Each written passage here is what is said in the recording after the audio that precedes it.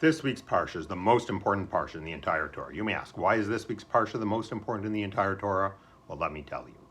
Parsha Tetzavah shifts the focus from the building of the Mishkan to the people who will work in it. We learn about using pure olive oil to light the menorah. We learn that Aaron and his family will serve as priests and the vestments they are to wear.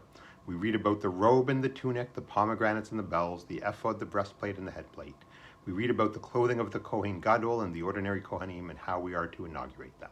But none of that is why this is the most important parsha in the Torah.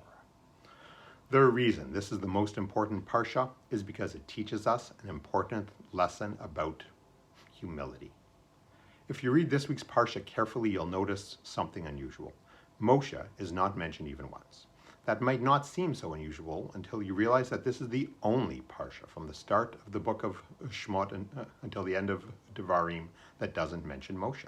42 parashot from when Moshe is born in Egypt until he dies at the edge of the promised land, and this is the only one that doesn't mention Moshe by name. And it's not like there was no way to mention Moshe in here. You could have easily introduced a few passages with V'yedaber Hashem el Moshe, a phrase that appears more than any other in the entire Torah. In fact, you see lines like, "You shall further instruct the Israelites," or "You shall bring forward your brother Aaron."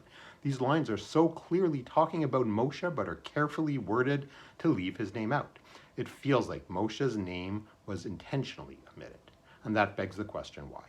Many outstanding answers have been offered over the years, ranging from his name being omitted as a punishment for not readily accepting his mission at the burning bush, to his name being omitted at his request after the incident of the golden calf.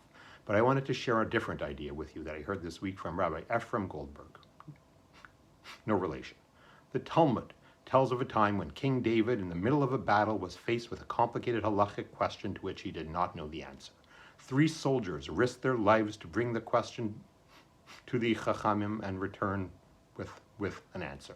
And although King David accepted the answer, he would not credit the soldiers by name. These soldiers were the ones to get the answer when King David couldn't, and yet they get no credit for it. Why? Because of a principle that we do not attribute a halachic statement to someone who risked their lives to get that piece of Torah. That sounds bizarre. You might expect the exact opposite, that if someone risked their life for a piece of Torah, we'd put their name in lights. So why do they not get any credit for it? The key to understanding this is taught at a beautiful Hasidic idea. King David didn't intend this as a punishment, he offered it as a praise. How so? Their name was not attached to this halachic ruling because through their sacrifice, they became part of Torah itself. When you say Rabbi X taught the following piece of Torah, you're saying there are 2 entities, Rabbi X and Torah. They're attached together, but they're still 2 separate entities. The highest level you can achieve is to nullify yourself so you become subsumed in the Torah itself. When King David didn't credit the soldiers, he was saying they don't need to be mentioned by name because they are now synonymous with the piece of Torah they risked their lives to get. What a beautiful idea. But back to Moshe. Never has there been someone so synonymous with their cause as Moshe with Torah.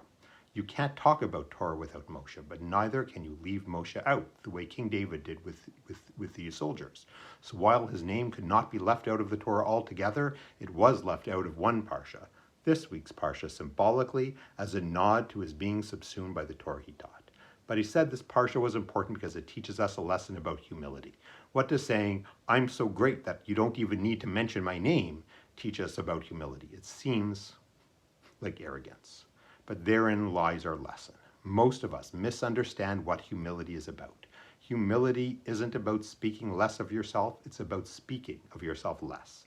Moshe knew the critical role he played in bringing Torah to the people, but he knew his role was fully in service of Torah. It wasn't about him, he didn't do it for the credit or to see his name in lights, and he wasn't just willing to show that by having his name left out of this week's parsha, he was eager to do so, to allow us to focus on the Torah itself. It's no accident that Parsha Tetzavah is always read either the week before or the week after Zayin Adar, the 7th of Adar, which is Moshe's birthday and his yurtzeit. There is no better way to remember Moshe than by reading the Parsha he's left out of. It's about the mission, not the man. There's no better lesson in humility than that. That's one reason why this is the most important parsha in the entire Torah. But the other reason is that the most important piece of Torah is whatever piece of Torah you have in front of you right now. Shabbat Shalom and Am Yisroel Chai.